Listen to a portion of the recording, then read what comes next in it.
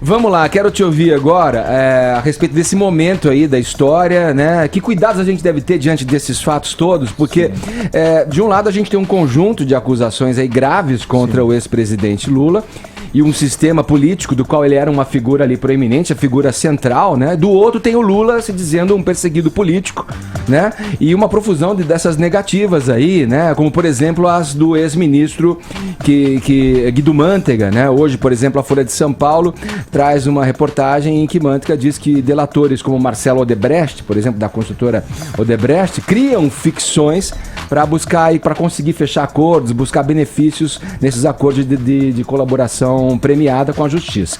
O que você diria a esse respeito diante desses fatos? Que cuidados a gente deve ter, Vila? Olha, a coisa é complicada. Em relação a essa entrevista, é bom lembrar que o Guido Mantega, de acordo com a Mônica Chiclete Moura e o João Santana, eles, na planilha lá, chamavam o Mantega laticínio. Ele era chamado de laticínio tal. É interessante, ora pós-Itália, depois laticínio. É bacana, eles são muito inventivos.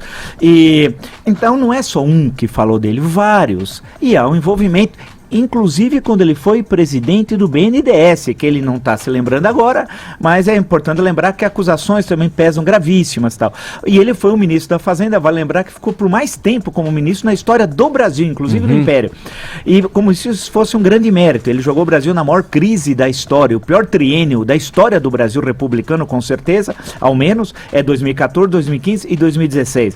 E ele está envolvido nesse esquema criminoso, participou dessa... Agora, vai ser muito... E as provas estão aí, porque é importante lembrar ao nosso ouvinte, Edgar, que quando você aceita uma delação, não é só a fala. Eu posso falar de você, inventar uma histórias, pode ser tudo mentira. A questão que se coloca, você tem que ter documentos, mostrar as transações, transferências eletrônicas, dinheiro, testemunhas, de onde saiu a propina, de qual obra e tal. Então, é caso muito grave. E eles venderam leis, e que favoreceram o grande empresariado e o sistema financeiro aqui no Brasil tal, né?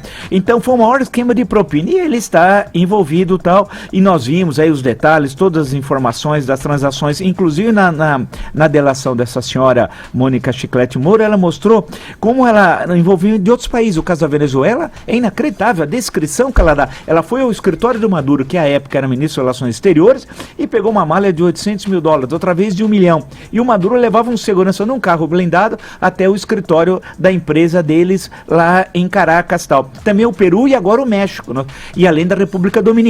Então é um esquema que por isso que o Departamento de Justiça americano diz que nunca tinha visto isso na história, né? Internacional, envolvendo uma dúzia de países, mas o centro desse esquema era o Brasil e o PT que participava disso. Por isso que quando fala em BNDES, para concluir, cabe à senhora Maria Silvia, que preside agora aquele banco, apresentar, quer dizer, que sindicância interna ela fez. Ela já está há 1 ano no cargo, porque eles saquearam o BNDES, que eu temo por esse banco daqui 5, 10 anos, porque quem pegou o dinheiro emprestado não vai pagar. Só em relação ao que o professor Vila falou, não esquecer, na sexta-feira a gente ficou aqui no trabalho aquele de força-tarefa de decupagem, quer dizer, de ouvir e transcrever essas delações, e chama muita atenção essa questão das eleições internacionais, né? Para quem não sabe, o casal João Santana e Mônica Moura foram responsáveis por algo que ficou conhecido aqui na América Latina, que é a Onda Rosa, né? Foram um dos responsáveis, ficaram atrás de várias eleições de líderes de esquerda na América Latina. E aí, eu particularmente estava cuidando da transcrição da delação do João Santana. E ele conta que a primeira vez que ele ouviu algo do Lula que desse indícios de pagamentos regulares foi na eleição em El Salvador, do Funes. Que o Lula, ele não queria fazer essa eleição, né? Não queria participar da campanha do Funes, mas que aí o Lula pessoalmente insistiu para que ele fizesse a campanha. Porque a mulher do Funes, inclusive, é uma das fundadoras do PT, ela é brasileira, né? E aí ele fez a campanha. E lá em El Salvador, como em quase todo lugar do mundo, exceto o Brasil, né?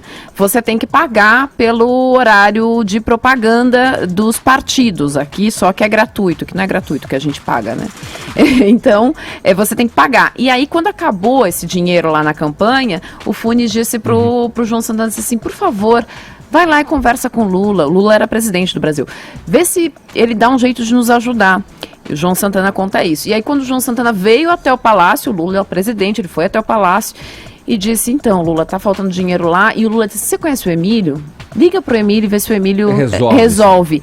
Mas o que chama a atenção de tudo isso é porque, assim, a gente sabe que no mundo inteiro há interferências de países, os Estados Unidos interferem em outras eleições, há essa interferência por jogos e por questões econômicas, financeiras, que você tem interesse de ganhar. Não era esse o caso. Nós não ganhamos absolutamente nada em nenhum desses casos. Perdemos, inclusive, no caso da Venezuela, por exemplo. Claro.